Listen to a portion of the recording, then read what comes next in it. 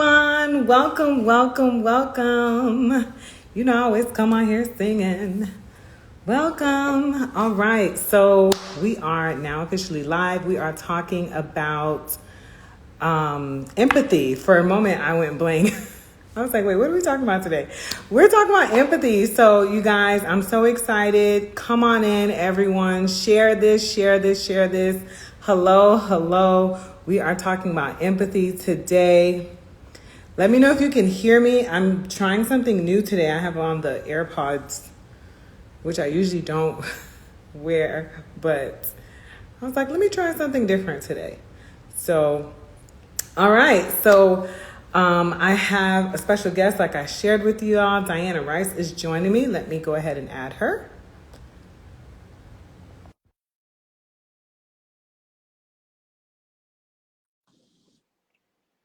Hey.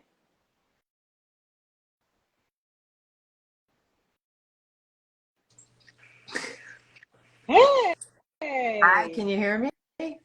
Yes, I can. This is Perfect. wonderful. This is my first time on an Instagram Live. Yay!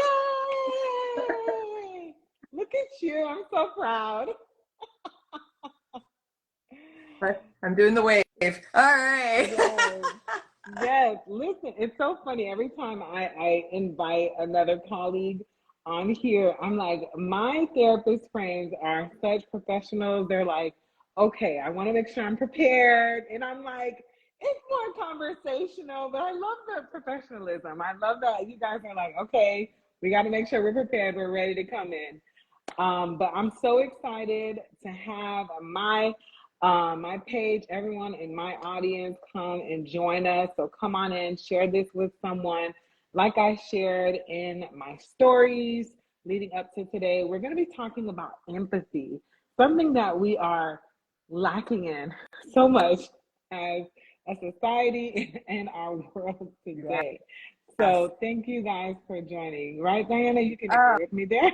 totally. It's something I have to teach constantly. Constantly, yes, yes. And no matter what, right? Whether you're working with individuals, couples, teams, families, parents, it's something that we constantly have to be aware of Yes. as a society and as individuals. Okay, so I know Diana, and I just, oh my gosh, you guys, she's amazing. But you guys don't know Diana, so I have to have her share a little, some fun facts and a little bit about her professional background. She is obviously a therapist, but there's so much more to her than that. So, Diana, I'm gonna just give you the floor to introduce yourself to the people. Hi, everybody. I'm Diana S. Rice, and I am the founder of Through the Valley Therapy that's located in Deerfield Beach, Florida. I am also a licensed mental health counselor, a certified integrative mental health professional, certified telehealth professional, and a qualified supervisor for registered interns in the state of Florida. Yes, clearly the woman is so educated. For those who don't know, what does it mean to be a certified integrative therapist? What does that mean? So I study, well, it's basically, I took a 30-hour certification to understand holistic approach to therapy because I'm really into Oh, wait, your volume went out. okay, there. Can you hear me now? Yes. All right. Yes, I'm learning, guys. Have patience. All right. So, certified integrative mental health professional. I am a true believer of holistic integrative approaches like acupuncture, like understanding traditional Chinese medicine, like understanding Ayurvedic medicine. Like, there's so much out there from other cultures we can learn from. And Mm-hmm. we spend a lot of time here in our beautiful country of America and the Western culture having this, I hate to say, the narrow-minded thinking of mental illness and mental health. And Mm-hmm. to have an understanding like your mind, your body, and your spirit are all connected. And Yeah. sometimes when we have diagnosis, they're actually symptoms of other things. And I could give you so many different examples. Oop. So I've seen that, Yeah. and so that's what I studied it for a long time, and then I decided to get certified.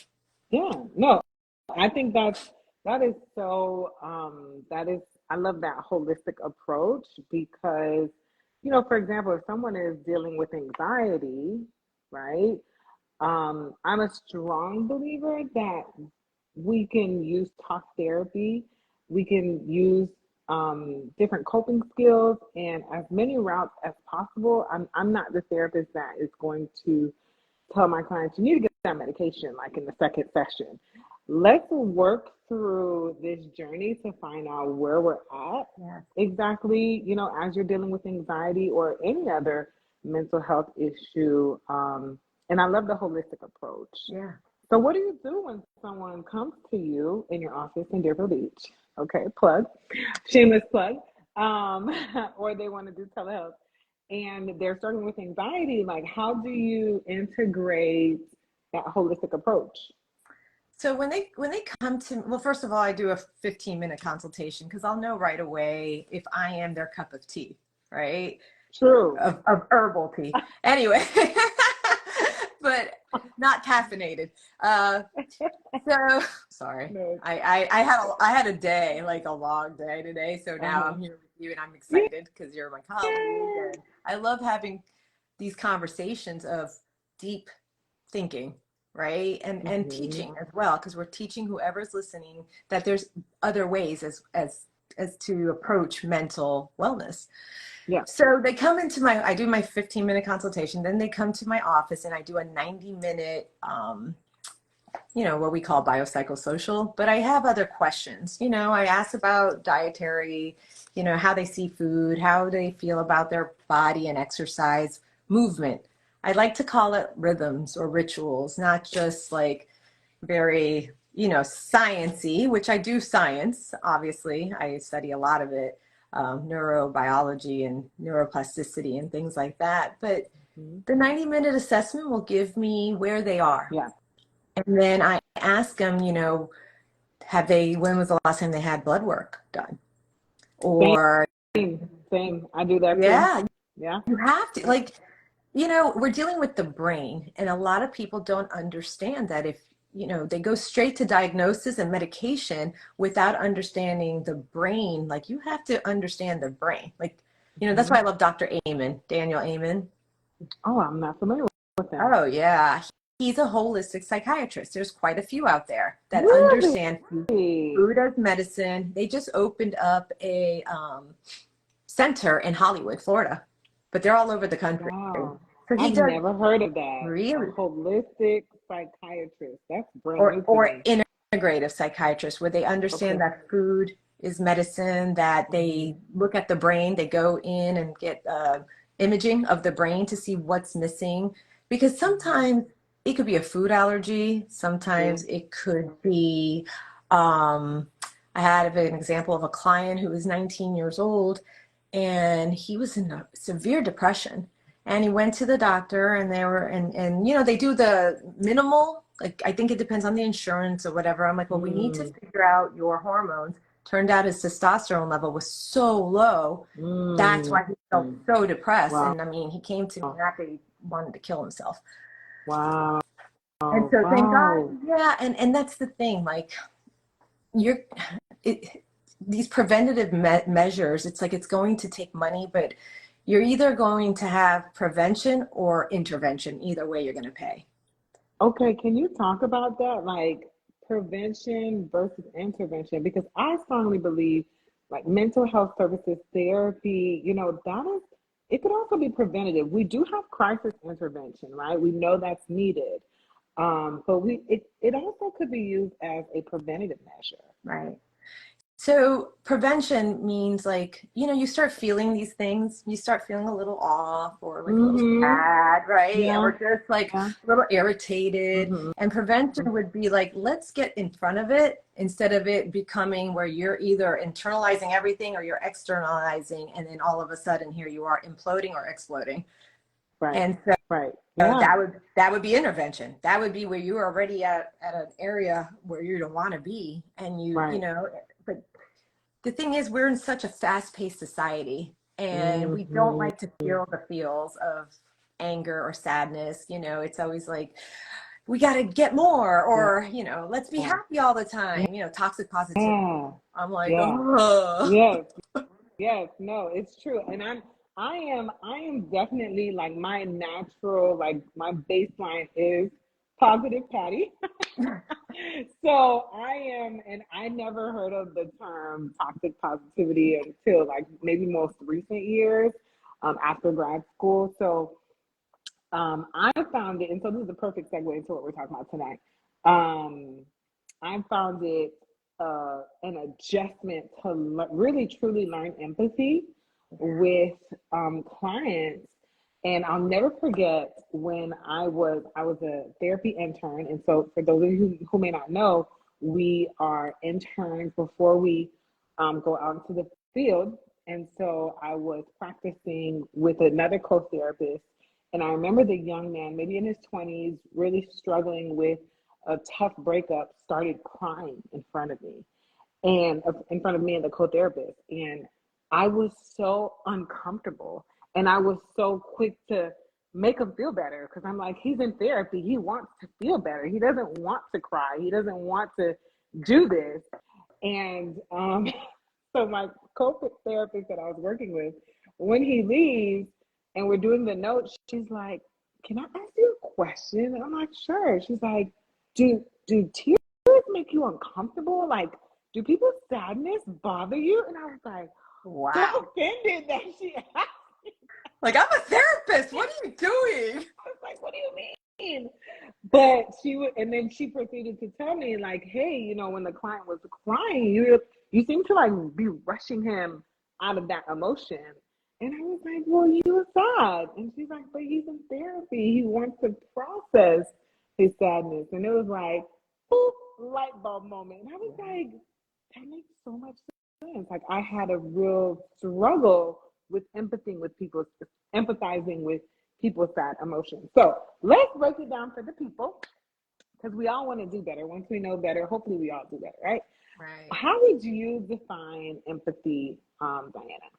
Empathy is sitting with an emotion with another human being and trying to understand it, right? Not feeling sorry for them, because that would be sympathy, but Correct. to be there with that person and try to super understand it and then validate it. And that's like two of the hardest things for humans to do if they really don't have a high empathy scale.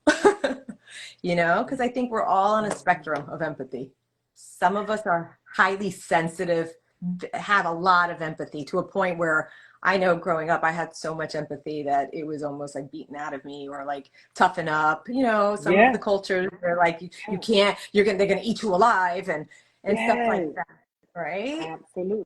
No, I get it. You know, I think it's a lot of it is culture. It for me, I can speak for myself. I know a lot of it is cultural. Like, I come from a very proud Haitian heritage background. I'm Caribbean. My parents are from Haiti, and our people are very resilient. Our people are strong people, and I think, but you know, every strength has like a dark side to it. I think this dark side of being like very resilient, coming from an immigrant family, is that, you know what, we survive. We get up every day, we do what we got to do for our families, and we survive, and we keep it pushing.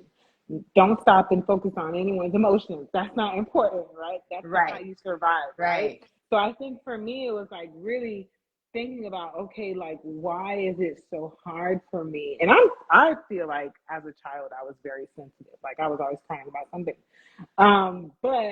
But there's also like shame with that. So for me, if someone's crying, there's shame associated with it. That's how I Yeah. process So you it. process it for so Yeah. long until you learn better, right? Until you Yes. do. And I think with empathy, it is, people come in when they're uncomfortable. They don't know how to be comfortable in the uncomfortable. Mm-hmm. And so right away they either want to fix it, or they want to be like, quit being a wuss. Yeah. You know, like, come on, because we forget we all have different personalities Sure. and different gifts and talents, and you see, and different experiences. And when you go into any relationship. I don't care what it is, Mm-hmm. right? It could be with a significant other, it could be with a child, it could be with a teacher, it could be with a boss, it could be with a Right. colleague, even with your own self, because Yeah. you don't have empathy Ooh. for yourself, or like, you have a lot of shame and guilt, shame and guilt, shame and guilt, and you're living in that, on that road, on that trail for so long. Yep. You see things through that, through those eyes of your experience, and then it's really hard for you to be still with someone else and learn Mm-hmm. emotional quotient.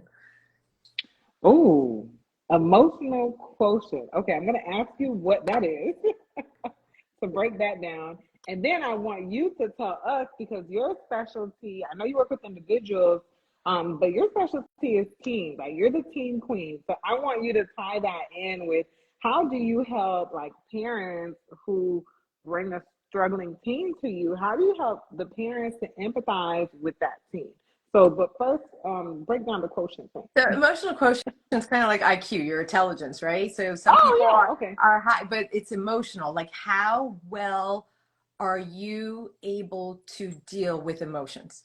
Some people are very low EQ. Like, they have none. Those are those are the humans that you see that have no empathy, no sympathy, all the way. I mean, remember, I said it's on a spectrum. So it could be, I hate to say the sociopath or the psychopath because I hate to pathologize humans, but Right. but for us, we have to know that DSM, the Diagnostical Statistical Yeah. Manual, that is kind of our boundary stuff, Right. so we can get right. All right. So you have those with no EQ at all, right? They're those Yeah. robotic people that can, like, hurt animals, hurt whatever, just, and have no, okay, that's like on the spectrum of like zero. And then you have the high Mhm. emotional quotient where you understand emotions. You take the time to have empathy Mhm. and listen with the two ears, one mouth, Mhm. two ears. People forget, they think they got two mouths and one ear, and it's like the opposite. So it's Yeah. right. And so you could be high on the emotional quotient, like you really understand emotions. You don't get offended by them, you don't get uncomfortable with them. You know how to process your own along with somebody else that's bringing it to you. Right. Right. Yeah. Okay. So emotional quotient. Okay. Maybe I just use the term. I usually, my understanding is emotional intelligence, but I Yes. think it's the same thing. Okay. Okay. Same Yeah. thing. Same thing. And it's really interesting. Like you said, it doesn't matter what relationship you're referring to. Like, I work with couples and individuals. I do a lot of premarital counseling, and it's so important to have that empathy, which is understanding what someone else is feeling, even if Right. you don't agree with what they Exactly. said or how Right. they went about a situation or a scenario, but you understand, okay, I could understand how you got there or why you responded that way, right? Makes a huge difference in your interactions with people. So, how do you help parents with, a teen struggling with depression or a teen struggling with anxiety? How do you help parents to empathize more with their teens, especially, if they're coming from different cultural contexts? Like I was sharing, I'm Haitian, I'm Caribbean. We have a very like survival, you know, mindset, and sometimes, like, your feelings are not prioritized Right. in the moment. So how do you do that with parents and teens? So, with parental or caregivers, because not every teen comes from parents. That's We have a true. whole, right? We That's have true. a so That's so with true. the caregivers. Well, first of all, back when I was working in the high schools and when I was working in community mental health, I Mhm. had to learn ways to empower the teenager first, Okay. because sometimes they had to go back to these parents, these caregivers that did not have a high emotional quotient or empathy. Like you said, we're in True. South Florida. So in South Florida, we have this beautiful salad of humans, because I don't want Yes. to say melting pot. You can call it a fruit salad or whatever, and some are grapes, some are cherries, some are sour grapes, whatever. But it's understanding that with the parents now, like I'm in private practice now, I won't Hmm. see a teenager at all if the parents aren't either willing to do their own work in their own therapy. That's a requirement for Mm. me. I love that requirement. because usually there's so Yes. much guilt and shame in the whole situation. And what I have found in the 20 something years working in Broward County with Mm-hmm. Broward County, I mean, I take them all now, you know, Palm Beach and Mm-hmm. everything, but working with teens from all walks of life. And when I say all walks, immigrant kids, you Mm-hmm. know, from our culture, I'm half Mm-hmm. Caribbean. So Yes. I get Yes. that. Okay. So you Oh, understand. oh You my gosh. understand. I mean, I see this in immigrant children a lot. So it's not even Mm-hmm. Caribbean. It's like South America. It's from India. It's from whatever, Mm-hmm. Russia. I mean, I've had kids from different cultures. It's the thing coming to America and it's like, oh no. And then that's where Culture the, shock. that's where the empathy with the parents. So I'm talking culturally now in that manner, Mm-hmm. where if Mm-hmm. you have that immigrant parent that comes in and they have not dealt with their own traumatic experiences, because let me tell you, it's a traumatic experience. Some of these cultures that come here, you got to It's think. And true. right, and I came to America to give you a better life. You have no Yes. reason to feel sad. Yes. So It's the true. right. It's And like, why are you sad? Why are you depressed? What is that all about? Like, yeah, you I have am no giving you clue. everything. Right. Yeah, it's You have true. no clue. You have no clue what trauma is. You have no, and honestly, I've experienced that personally myself because Hmm. I'm a daughter of an immigrant. And Okay, and sorry. Where's your family? Like, what's your cultural context? Where your family's so from? my dad's Puerto Rican and my Mm-hmm. mom's from Okay. Colombia. Ah, okay. Yep, Yeah, but yep. I was raised like, you know, in the inner city by a Mm-hmm. single immigrant mother. My dad wasn't around. I Mm-hmm. mean, I had a whole bunch of situations, which I understand. Like, I Right, get it. right. And that being said, what I've seen with teenagers, no matter where the caregiver comes, I have worked with rich teenagers. Like they Mm-hmm. have, you know, what I see is similar along the whole spectrum is the teenager is now going into middle school. You have puberty happening. You Mm-hmm. have, Very awkward time in life.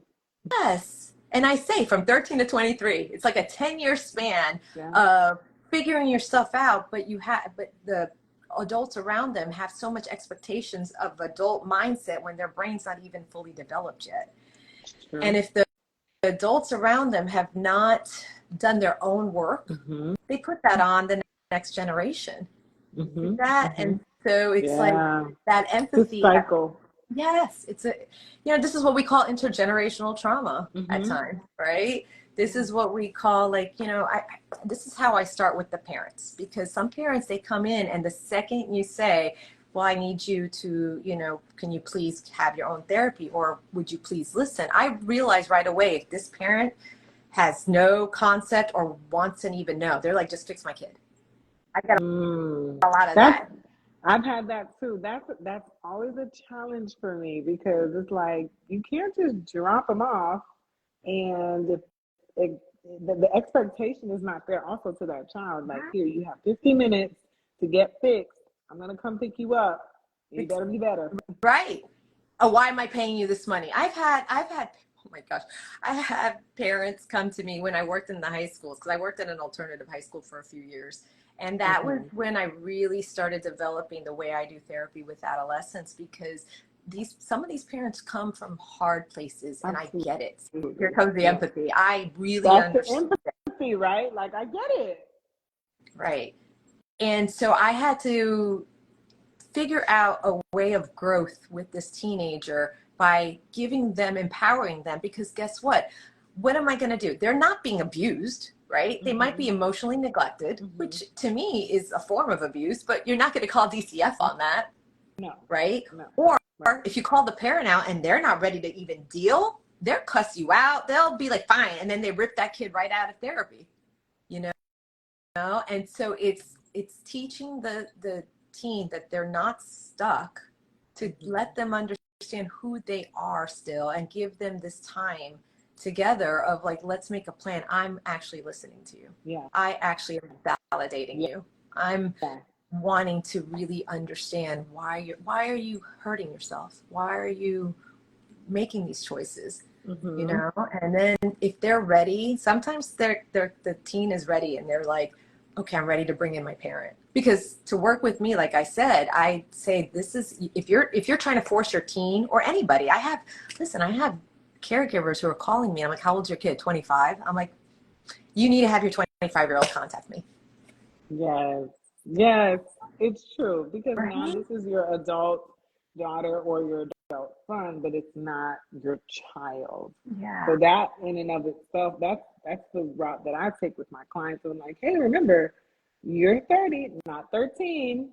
And You, sometimes what you're an happens adult. though, I mean, if you understand like complex PTSD or just the understanding of sometimes when we have an emotional wound that lacked empathy from the Mm-hmm. village that raised them, that emotional Mm-hmm. wound will stay stuck in the nervous system.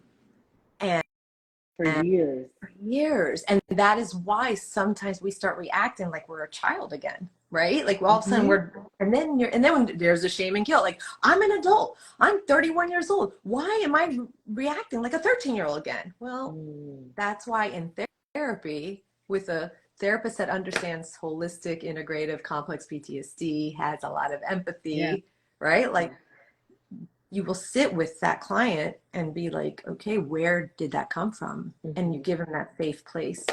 So it is, you're able to teach empathy if the human being really wants to learn it.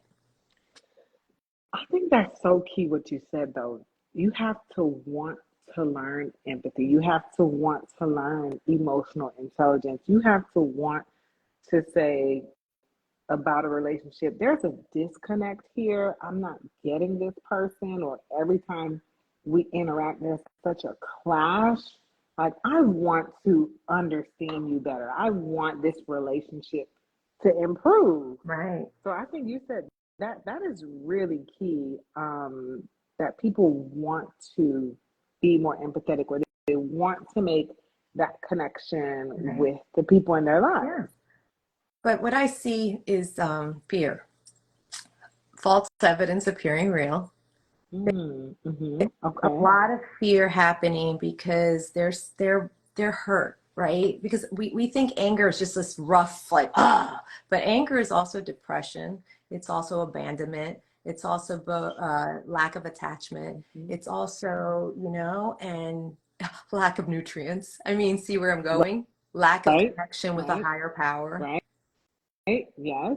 And then we become this like we're in so much pain, so you're like an animal in a cage in the corner, and you're cornered, and any human being give you a look or whatever, you're like, oh, and you start reacting and reacting and reacting Mm-hmm. instead of responding in wisdom. You're reacting in emotion, Mm-hmm. and with that reaction, it causes more like neurons, synapses to fire together, because whatever fires together in your brain wires together. So you have to think wherever you were raised, whatever village raised you, we have taken so many narratives and we have believed so many lies. And That is so key. That's so funny that you just said that. My church right now, we're going through a series right now. It's called The Lies That We Believe. wow. And yes, it's been so powerful because I always think about, I have my therapist brain on in church, and I'm like, wow, this is actually very instrumental in helping people with their core Yeah. beliefs. Because you're right, whatever village raised us, there's some good things that come from our village, but Yeah. there's also some lies that is deeply embedded in our thought process Yeah. about ourselves, about, I mean, everything. Yeah. No, it's true. And that's where empathy, I think that's the spectrum. That is like where if we have chosen to really, like some of us are just born highly sensitive. I'm sorry. Like that's how we are. Some of us are just born highly True. sensitive. No It's matter how true. many beatings you get, no matter how many shameful words were said to you about being, stop being a little crybaby, Right. I'm going to tell you my age. I am 50 something years old. And to this day, my empathy and I'm highly sensitive. Like no matter how much I'm telling you, my culture, my community, like and I'm like, yeah, I am. And now I'm at that place where I accept it. I'm like, yeah, that is who I am. And if you don't like it, guess what? That's your problem. Not mine. No, that's so good though, because and that shows where you are in your own emotional intelligence and just how you've grown throughout the years. Because that used to really bother me, right? Like always being the crybaby, right? Being tagged that. But being able to so quickly tap into my own emotions or understand people's emotions, it's a skill that has helped me to help the person sitting across from me. And I didn't realize that it was a skill that needed to clearly be developed until, that in that internship. And I'm always still very much aware of it. How can I be practicing more empathy with my clients or helping a couple to practice more empathy in their relationship Right. so that they can see deeper connection? Right. It only becomes a problem though, because we're going to have to give it some kind of boundary, is if it's messing with your work and your play, right? Your laughter and your love. Absolutely. Yes. That's when it is. That's when you're like, okay, I'm crying about every freaking thing. Now I better go check my hormones. I gotta see what other emotional wounds might be coming up from the subconscious, because sometimes True. we carry those things, right? And we don't Very, know. very We've true. ignored it. It's coming out in different ways: anxiety, illnesses, chronic autoimmune diseases. Like people don't Hmm. understand how it's all connected. Not saying that every autoimmune situation is a emotional wound either, Right. you know? No, no, no. That's I didn't interpret it that way, but No, thank you for clarifying that. Yeah. no, Yeah. exactly. It's just whoever's listening, the audience, I don't want that, it's an assumption that oh gosh, I have cancer. That's much because I have no, like that's why No, our yeah. bodies are so complex, and so are our brains. I mean, they're Yeah. just finding out more about the brain, epigenetics, neuroplasticity, Yeah. right? And It's understanding, true. and it's in recently. And so you're not stuck. Like many people have this fixed mindset and Hmm. saying, this is how it is, this is how it's always going to be. And I have to tell you, no, like it doesn't have to be. It doesn't have to be. You can change. You can grow. You can grow. If you guys are listening, type in grow. Like you can grow. You can grow in your empathy. You can grow in your understanding. You can grow in, your relationships. And that's what I love. I'm always telling people, listen, people ask me who should go to therapy. I say everybody That's should go to therapy. right. Everybody. I go to I therapy. go to therapy too. I have, I mean, Yes. honestly, because no human being, listen, we all fall short of the glory of God. We Yes. all fall short. I don't care who Yeah. you are. And if you, to me, like the person that's like, well, I don't need therapy. And I'm like, okay, you're the first person that needs it. The second someone thinks that they don't need, and because it's the stigma that's with therapy, Yeah. people automatically think therapy, I'm insane. I'm like, no, Mm. therapy is like going to the gym. You're building a muscle. You're not building a muscle. You're building a That's mental right. muscle. A mental and a emotional. Emotional. We got to put that in there because we're talking about empathy. So it's a talking about empathy. So it's a mental. You're building a mental muscle and you're building an emotional muscle. It's true because I was watching a video this weekend. I was at a training, a very intense, a marriage intensive training, and we looked at this video of this baby interacting with 1 year old baby interacting with mom. You know, just talking, babbling away. Yeah. Mom is interacting with the baby, right? And then they ask mom to turn around and turn back around to the baby. And baby's still interacting, trying to play with mom. And mom has Yeah. flat I saw affect that video. Yeah. the whole time like this. And the baby is Didn't know what to do. trying to, Yep. interact, babble, play. Mom is flat. Then now the baby is in distress because she's like, There it's was like no she's in, connection. there's no Yeah. connection. And this is a baby.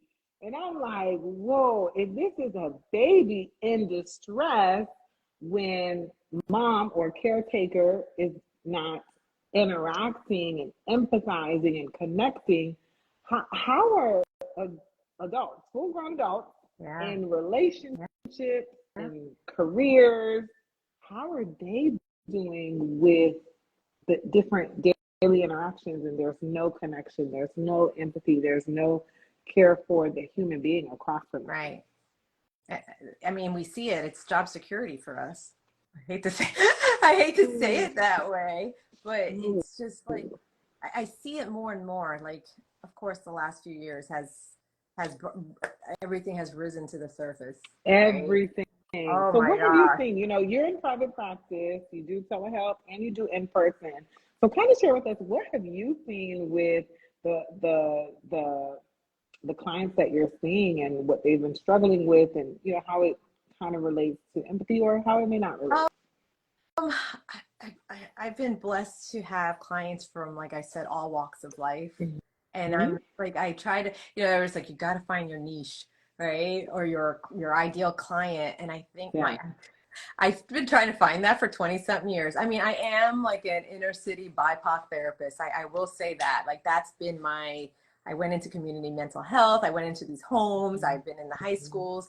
I loved it. And now the last 3 years, though, God has brought me people that are just like, they become burnt out and they're exhausted. And I mean, my youngest client is 13 and my oldest one, I would say, is about 45. Okay. Yeah, and they come in that they just weren't able to function anymore in their work. I mean, some of them, Hmm. I have high power attorneys, I have doctors, and then I have teachers, and then I have the teenagers from either, public school or private school, Hmm. even homeschooled. And what I'm seeing is that they're working out, trying to figure out these emotional wounds. I keep saying emotional wounds because I don't want to use the word trauma, because trauma now is a word that's being overused, in my opinion. And then you have people that have no empathy and they're just like, oh, you have no idea what trauma is, right? So Mm. that's why I call them wounds, emotional wounds. And they start, it could start in the womb, like while your mother is pregnant. You know what I mean? Like, because if she was stressed out and anxious and working and inhaling fumes from being a custodian, and you see what I mean? Like, Yeah. but Yeah. I want to make it crystal clear, though, it's not blaming, because that's the first defense. People feel blamed. A parent will feel blaming, or the shame and guilt of a young person or a person in my office going, I love my parent. I'm like, good, you can love them. Love all, you go ahead, love them, honor them. I'm not telling you not to do that, but Right. I am asking you to sit still with that emotion and that Hmm. wound so we Hmm. can process it. And you're going to either keep it or we're going to try to heal it. And it might cause grief. You might have to grieve. You might have to reparent yourself. You might have to, you see where I'm getting? You might have to Yes. feel Yes. those emotions I'm right and, here with you. yeah, Yes. and learn Yes. empathy, Yes. like empathy, not only for you, but for the parent. But at the same time, you're holding both feelings. Like, they should know better. They're the adult. Why do I have to do the work? That's what I've heard more in the last year than I have heard in the Mm. 20 years I've been in therapy as a therapist. Wow. Why do I have to do the work? They were the adult. They should have known better. And I don't even care how old the person is. Wow. Yeah. They were the adult. They should have known better. Yeah. So I think this reparenting is such an important work for clients to walk through, especially, I mean, you're 40 or your 50s and you can still be mad because of that emotional wound was so deep. And a lot of times clients will tell me, I don't get it. So much time has gone by. And I'm like, it doesn't matter how much time has gone by. Right. I'm not a believer that time, what is it? Time heals all wounds. I tell my Right. clients, it's what you do in that time Exactly. that's going to heal those Right. wounds. And if Time you doesn't don't heal know, wounds. listen, if you don't know, you don't know. And so it's not that you wasted time. It's just you did not learn the lesson You yet. didn't You did. know. And it's a skill. It goes back to, oh wait, my little earpiece came out. You There we get go. so It's excited. I get so passionate. I love this. I love what I do.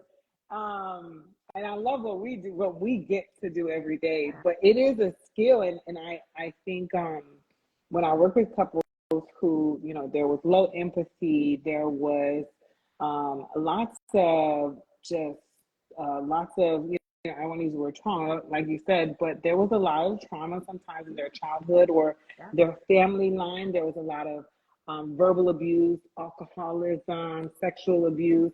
And then we get down to them because I create a genogram, which is like a family map, if you're not familiar with that. And then when I get down to them, I was like, well, let's look at the last 3 or 2 generations of marriages and your line. Yeah. And all you see is like unhealth, abuse, neglect. And here come y'all too. Right. Probably the first in your generation to ever do any type of therapy or counseling. And I'm like, kudos to you because no one else has done this. Right. We're talking about decades. Yeah. So we have to give ourselves some grace here that you are going to have to work out this empathy thing. You are going to have to exercise those mental and emotional, muscles because no one else knew how. Right? Exactly. And it's okay to grieve, hate, and be Yes. angry. That's the thing Okay. that I feel some of my clients are like, they're so confused because they don't know how to hold space for both emotions, the Yes. love, right? Yes. And the anger or the like the resentment and forgiveness. It's true because it feels like a fight within, but it is important to look at your history, your family history line, and it's okay to be angry. That's a real emotion that you experience, and it's also okay to like look back and maybe start to empathize with your family line and realizing, wow, they didn't have the tools and skills that I'm afforded today, right? And now I can do better with my kids, my relationship. That's the choice. My job, whatever. That is the choice. When you're sitting in a therapeutic alliance with your therapist and you have to figure out at that point, I'm either going to do the work step by step with somebody that understands, right? Or I'm going to ignore this and be like, this is hogwash or whatever, because and give up. Yeah. And then say, oh no, therapy didn't work for me. It didn't work for me. Like, it's like you weren't ready. Honestly, because I've had clients who come one time, they feel all discombobulated, they're feeling their feels, they don't like it, they're like, oh no, I ain't doing this. And then I don't see them for a year and a half, and the next thing you know, they're finally ready, and they're like, all right, I'm ready now. I'm like, thank God you came back, or you're trying to do the work. So it's your choice to, and it's hard work, and you have to be prepared for what to come, because some of my clients, what they want is still that love, acceptance, and attachment from the caregivers that never gave it to them, and they have to be ready that they may never get that. I was just gonna say, and then that's the hard truth. That person could be dead, that person may not care, that person can say, right, continue the pattern of abuse or neglect. Right.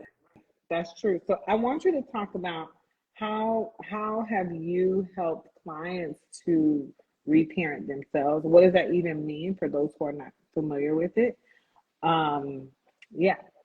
So I ask the clients to do a lot of journaling when they're ready. I mean, some of them don't like to journal. Sometimes they'll do like voice dictations and stuff and send it to me. Some of them, a good one. It depends on their personality. I actually do like a lot of assessments in our 90 minutes before we even dive deep, because sometimes they figure it out themselves, and I'm like, you don't even need me. You just needed these tools, and there we go. Three sessions in, we're done, and they're like, I'm good to go. I'm free. I'm flying. See you later. And I'm like, awesome. That's the whole point. I'm trying to get you to a better place so you're a functional member of society, and you're not repeating cycles that have been, affecting you negatively. Right. We're trying to improve the community. The whole community. The whole community. Exactly. So I do we do assessments. I do the Myers-Briggs. I do the love language assessment. I do a values assessment. I do a spiritual gift assessment. You do a spiritual gift assessment. If they are believers. Okay. Because remember, it depends on who they are. Because I have atheists that come to me. I have people that they're like, can you just do the science part? I don't need no Jesus stuff. I'm like, all right, but let me tell you something. I'm praying before you come in, and I'm going to be praying for you after you leave. I love that. I love that. I love that. I pray for my clients too. Yeah. I'm like, Lord, I did my best as a professional, but I'm going to need divine intervention. Oh man. No, this is a hard job for us. Like, Yeah. I don't know. Like, I did couples for a minute and I was like, yeah, this is not for me. No. I don't, I want, and I've had already two different people this past week ask for couples therapy. And I'm like, I don't do couples, but here I give them your name and you know, I give a list of, American Family Therapist there plug. you go. Yeah. I'm like, you need to see an LMFT who knows what they're doing. I'm a LMHC. I'm just about the individual. I appreciate that.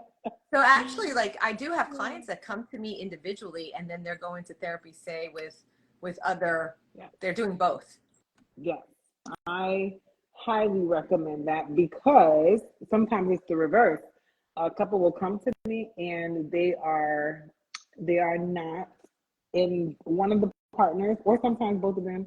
It's best and healthiest if they focus on themselves, do some trauma work, do some emotional healing, focus on the individual. Maybe, one might have bipolar disorder, and that the bipolar disorder, it's very difficult to focus on the couple work where they're disordered. Like, a lot of things are coming up for them and it's interrupting the couple work.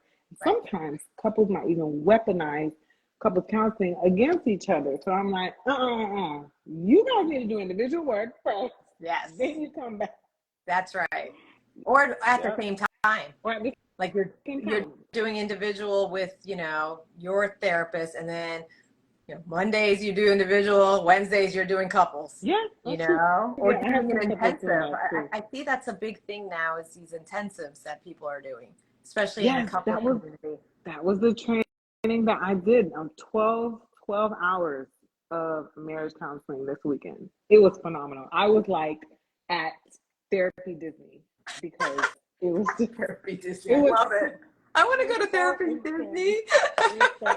I was like, this is so fascinating. We are 4 hours in. Yeah. And getting some really good work in. Yeah. But yes, I definitely think that is helpful too. I have a couple, they're doing that right now. I see them for couples counseling, and one of the partners go and they do their individual work. I think healthy individuals make healthy relationships. True. And it takes time. It takes a It time. does. And like, I've been married for 28 years and I'm my husband's second wife. And I wasn't a therapist when we first started. So we were in a very unhealthy place. Him and I. Really? Oh, Wow. yeah. I have a lot of empathy and he had none. Oh, two opposite. Two opposite. Two polar opposites. And I have to tell you, like, yeah, years in, and then I started going, becoming a therapist, going to school, learning, and so every little tiny thing, I would be like, okay, we have to do this together. And he was willing. So this is the thing. That's what I'm saying. Yeah. Like, the humans have to be willing in the relationship, because if it's a one-sided relationship, and that's what I'm saying with children, parents, your significant other, even at work, like, that's a hard place because that's your livelihood. But say you have a narcissistic, abusive boss, manager, with no empathy. No empathy. Well, yeah, you see what I'm saying? And so what do you do with that? That's where you have to do your own work and learn skills and boundaries and listen. If things don't improve, you're gonna either have to choose the paycheck or choose your health.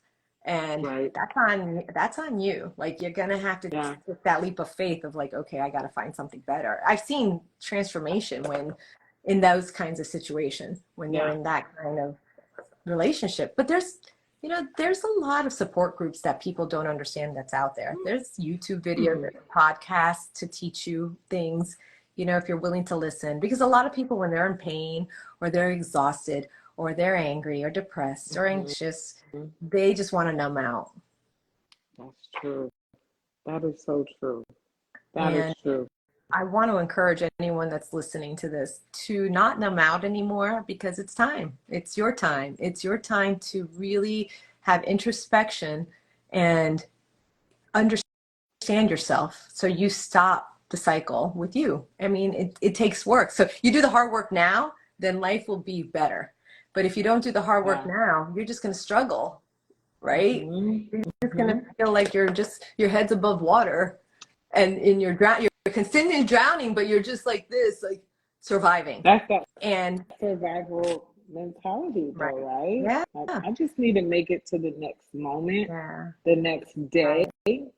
I'm not thinking about, the next generation. I'm thinking about, like, am I going to go back to this job? Am I going to go back to this relationship? So it is a lot of hard mental work, Right. like you said, right? Yeah. It really is. I feel like so many people experience what you just explained in like 2020, and that's when it was coined like the great resignation, because so many people, like, they reached a boiling point with anxiety, with depression, with frustration, stress, and really terrible bosses, and they were like, all right, I'm resigning, Oh yeah. I'll figure it out. Yeah. Oh no, I had my own in 2021 without going into detail, but I was let go from my high school job, and I'm not going to tell you why. You all can guess. But no matter what you Yeah, believe, right? yeah, It's understanding that like the global traumatic experience we all had, yeah, this whole world had, yeah, and depending on how many resources we had, how much you know, socioeconomic um, well, that's resources, but also if you had people around you, if you mhm, were able to still have food on the table and eat. I mean, there's so many aspects to what happened. yeah, And then we were, we didn't know what to believe. And so, yes. and It then was like this dump of so much information yes, that's all the it. It was a time, dump. every day. It was a dumpster fire. It was like, whew, I was talking to someone yesterday at my church about 2020, and I was like, I'm so sorry. I just unloaded so much on you, and she was like, it's okay. It's like you need. No, And it's just when you think back about what happened, it was like yeah. it felt like a never-ending bad dream. It was it was a bad, yeah, it was a nightmare, but I could see silver linings now. Absolutely. But Now I can. yes, Then not and so much. I hope that everybody's listening is trying to shift the perspective and see silver linings. Some people can't still. I mean, a lot of people suffered a lot, Yes. and as therapists, I know like I had to There's learn still people. telehealth, right? Yeah, The empathy level, everyone had to go to telehealth because everything's shut down. right? But you still have to see clients. Yeah. That's when I was wrapping up my graduate program. So Wow. yeah, it was Okay. a dumpster fire. Oh It yeah. really was. Oh no, I was Yeah. in an alternative high school with a lot of suicides and a lot of like murder Mm. suicides. I had to walk with a student who found the parents. Oh Yeah. Oh no, God. I don't want to put vicarious trauma on the listeners. Right. We're not gonna do that. But you know what though? This is what I will say. So we can wrap up here is with our human, I feel like with our human experience, like just basic, I feel like you don't have to be a therapist to understand empathy. That's right. Like your human experience, right? Your human experience can teach you. You remember that time in 2020 when you was overwhelmed? Yeah. Okay, let's think about this person who's across me.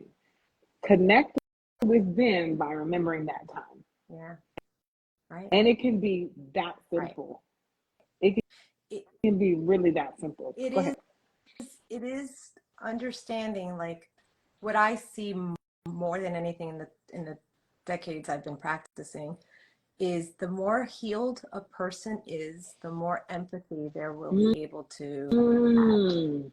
Diana, why are you sharing this right now? Okay, this, I'm like, that is, you know how much we can unpack. That is so good. Can you say that again? Yeah, I mean, that's what I've been seeing. The more healed a person is, the more Uh, empathy they're uh, going to be able to give. That means yes. like you're finally filling your own cup with understanding of you. That's all you have control over. You cannot control this world. You cannot control the Mm. news. You can't control any other human being. All you have is to understand you have control of you and how you see things and Mm. how you choose the next second. It's Wow. choosing to use your five senses either to heal you or hurt you. And this is why it's important. Like if you can't afford therapy, like if you're listening and you're like, I can't afford, $50 to $150 an hour, whatever it is. I mean, there's places out there like Open Path Collective. I love that. You know what Open Path Collective is? Yes, right. It so is. it's like you pay $40 to $70, okay? Like you have to understand that you're worth that money. It's not a waste. That is such a good reframe, right? Yeah. You're worth that amount of money. Because when we say therapy is too expensive, it's also saying, well, my mental health is not worth that amount of money. Right. But you are. No matter what your culture or community or village made you feel, because that's where a lot of, I know my clients don't feel validated to, like they felt that growing up. Like her parents do the best they can with the resources, right? The resources Absolutely. they have and the knowledge they know. Yes. Some parents are jerks. I'm going to just say that. Like they are so listen. Yeah. Right. Some just choose to have children to just stroke their own egos. Okay. That's about it. But loving them, affection, encouraging them. Right. And I'm not saying this about my parents. Yeah. They're out there. Those people are out there. And that's why you can't expect things from other human beings. There's this book that I utilize too with my teens because it's simple, it's easy, it's 4 things that I love it. Don Miguel Ruiz wrote a book called The 4 Agreements. You ever heard of it? Oh, I've heard of it. Yes, yeah, I have heard of it. I utilize that a lot. You can hear it free on YouTube, an audiobook. Just read the 4 agreements and start practicing. That is what we do in therapy. We're a practice, just like the medical practice is practicing on you. Well, our therapeutic practice, we're practicing. I hate to say it that way, but it is true. But that's really what it is. It is a reality. Right. You're utilizing what you've learned in theory, evidence-based practices, and you're saying, okay, let's see if this works for you. Right. Yeah. But the person that's coming to us, right, they have to be prepared and understand that they have choices and they have power and they have free will, right? Even if they were able to do one thing. Like right now, any listener, right, just do one thing for yourself. Go listen to a podcast on reparenting yourself or what's this emotional quotient or instead of doom scrolling on social media or just vegging out on Netflix, like just do one thing for yourself, because if you don't do one thing for yourself, then you're going to stay in the same place. Like, and think about it. If you do one thing every day in 1 year, you'll have 365 steps forward. That's true. So, that is true. But empathy. And I love what you said, having the power to do that one thing for yourself. Think about that one thing you can do. It can be super simple. It doesn't have to be like this over fabulous thing, right? But doing one thing, and then again, going back to that, you have the power to choose to do something different that maybe you didn't have growing up. Right. Or maybe you don't have right now. Exactly. In a current relationship. It is. And some of the young adults that and the teens, they have, and that's the frustration, that's the teen angst. From 13 to about 23 is that you're starting to develop, you're starting to become this adult, your body is doing one thing, and then you start realizing, wait, my parents aren't perfect. Wait, this world is not perfect. And then you're stuck. Everything. Right. And then you're stuck in this like, I want to say a matrix. You're stuck in this matrix of like, wait, I'm not being heard. I'm not being understood. I'm not being validated. I have all this pressure on me. My brain's not, they don't know. My brain's not fully. So you know what? Screw it. I just want to be with my friends. I want to party. I want to just be free. And they get that anger that's inside, and it's like, we have to give empathy to the next generation because we're the ones raising them. So it's true. It is so true. It's so true. I for 2 years, 3 years, I worked for the large major healthcare system here in South Florida, and I worked with teen moms for 2 out of those 3 years. And I Wow. exercised so much empathy and patience Yes. because I always had to tell myself, remember when you were 16? Remember when you were 17 and you thought you knew everything and you Right. thought you had all the Yeah. answers? I wasn't a pregnant teen mom, but the mentality of I know what I'm doing, Right. that Right. mentality, right? Right. Even just reaching back and thinking about, okay, remember how you had this mindset? This is what's happening right in front of you.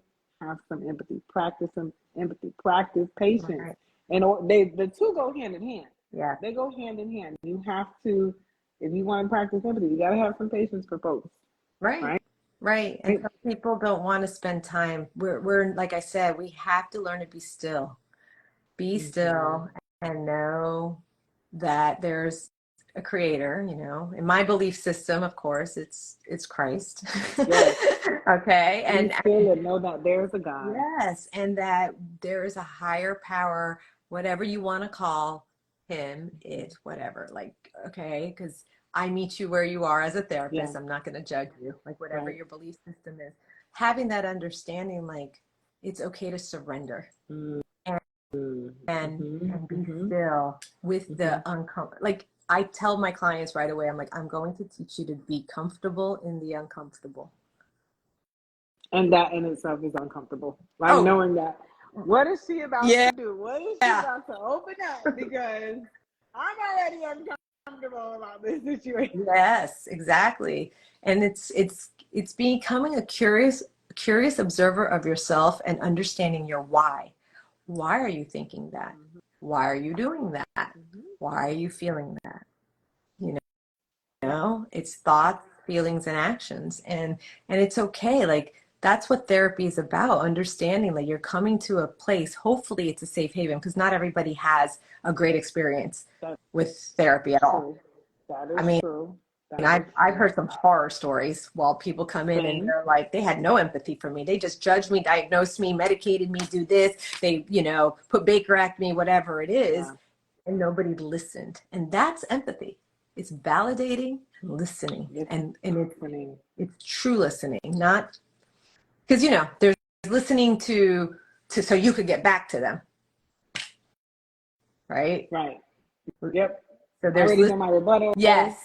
All right, move I'm just, on. I'm just, I'm talking about hearing them. You can listen all you want, but if you're not hearing them, whoever it is in your life, you're not hearing them and what they're saying. This is why you learn, we could sit here all night teaching skills of We how to sure have can. empathy. We won't But you because won't. we have clients. I got a No. client. Right. So we won't, but you know what? I did want us to end, I love to plug my community, people on my page. If we're personally connected, there's a dual relationship there. Yeah.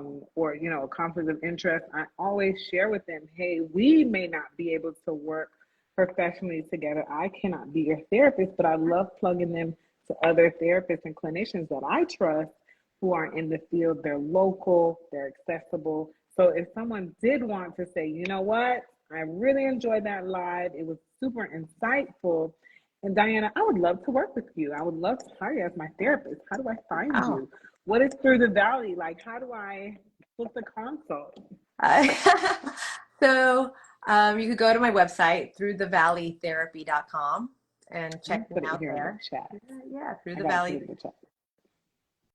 And then if not, I mean through the Valley Therapy on social media, Facebook and Instagram. And that's how you can contact me. And you could see if like you check out my website and read about me and see if like, okay, I could think, or Psychology Today. And for Or those that Psychology Today. Yeah. yeah, like listen, I want anyone that's listening that's like, okay, I don't want either one of these girls, right? I want a male. So it's like you can if There's so you many. could go right, you could go to Psychology Today, you could put in your insurance, you could put in male, you could put in your faith, whatever you want to put in, you could put in what you want to work on, and it will give you all the therapists in that area if you want to see them live or if you want to see them online only. So Psychology Today, I would say go there, or Christian Counselors Directory, or South Florida Association of Christian Counselors, you know, if you're looking for a Christian therapist. Yes. So if you're wanting to find a therapist, you know, like go and do it. Like this is for you. Like you're not here to please others. You're here to figure out your purpose in this world. And it starts with introspection, even if it hurts. Mm. And then you just find someone to walk alongside of you. Make sure you're in a community and make sure you're taking care of yourself, you know, like going outside, I you went know, outside today. It was right? beautiful. I needed it. At least So for a good. few minutes. Um, and just take care of yourself. Like start with one thing, habit stack. You know, you start with one thing, drinking some water in the mornings, waking up with the sunrise and journaling. I don't know, Mhm. something that's going to help I you, love that.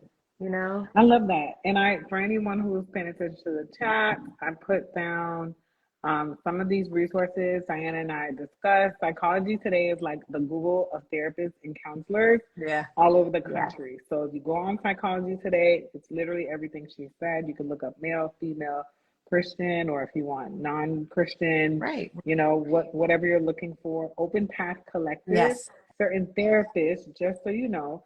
So, for example, if you're looking for a therapist and you find them on Psychology Today and their prices are out of your budget, there are certain therapists that are registered on Open Path Collective that will see you at a reduced Right. fee that Diana mentioned. Yes. Okay. And And then, you also have for different cultures. I mean, there's so many different now, like therapy for Black men. yeah, I think there's, therapy for Black girls too. yeah, there, and then Yeah. they have Latinx therapy, Yes. you know. They have Latinx therapy, melanated and mental health. Yeah, There's so many right, directories now. right. Yep. And I know people So, wanting free therapy. So honestly, some churches have biblical counseling, and that's yeah, a whole nother story, but they have licensed therapists there as well that will do a sliding scale, whatever you can it's true. afford. That's true. So let's That not is forget true. that there are a lot of resources. If you're in Broward, you can contact 211 Broward. That's Oh, another one yeah. that you might want to. 211 is a resource. Right, 211 Broward. I'll right. put that in the chat as well. Mm-hmm. So we're just having a conversation about empathy. And I had another licensed mental health counselor join me. This is not a replacement of therapy. So when we jump on here, it's not a replacement. That's We're just right. having a conversation. We're Mm-hmm. sharing information. We're sharing our experiences. So keep that in mind. But thank you so much, Diana, for joining me. This was such a rich conversation. That's what I'm all about. Yeah. I'm all about it. And I really hope that, like you said, everyone takes care of themselves. And I hope you have a phenomenal rest of your evening and Thank great you. week. Thank you for joining us. I really appreciate you. I love this. Now I know how to do it. Now you know how to do it. This is wonderful. Deborah, I really appreciate you and your kindness and the want. I watch your videos all the time, and now I'm like, you're my first go-to. Well, you and Kingsley and Arvardo are my go-tos right away for couples therapy. Like I have so many people asking me, and I'm just like, I don't do it. I don't do it. They're like, but you've been. I'm like, yeah, I'm still going to couples therapy. So I love that. Full self-disclosure. Okay. I mean, every relationship takes work, and I Yes, don't know please. everything, and it's not about like I'm in crisis all the time. It's preventative measures. I want my relationship to last, I love that. Yeah, so we're all. This is marriage. Don't forget, this is Marriage Mondays, people. So yes, we want our marriages to last, and I thank you for that full transparency. That yes, as a therapist, you still want to get to know how to do this better yeah, there's new skills being taught every day. I mean, I every didn't know about single day. internal family systems. I didn't know about other, right? Like, yeah, like, so there's Okay. things that people are developing and we're learning, and that's what we're meant to do, is to be in a community to learn and grow from each other. Yeah. And that takes work. And, just take And that one time. step in time, And time. work and time. All right. So it's about prioritizing. So I hope that you prioritize yourself, right? Yes. Self-care is not selfish. It is not. Oh my goodness, it is not. It's needed. It is. It's probably needed Definitely. for a lot more folks than they Yeah, realize. for sure. But thank you so much. Thank you guys so much for joining and hanging in there with us Yeah. today. I'll also post the replay on my YouTube Oh, channel, The Rich cool. Couch. So Good. people can always watch the replay if they missed it tonight. All right. I didn't know that that can happen. Oh my gosh. I know my I husband am figured it saying out my the other age. day. I'm like, wait, you're putting it on MySpace? What? No, I'm just kidding. Not Wait, MySpace, Diana. Don't do wait, that. AOL Don't do chat. that. AOL chat. Oh my gosh, that's hilarious. She said MySpace. Oh Lord. I did. I said MySpace. It's all good. Thank you so much. All Good right. night, guys. Good night. Bye. Thank you, sweetie. Bye. Thank you. Thank you.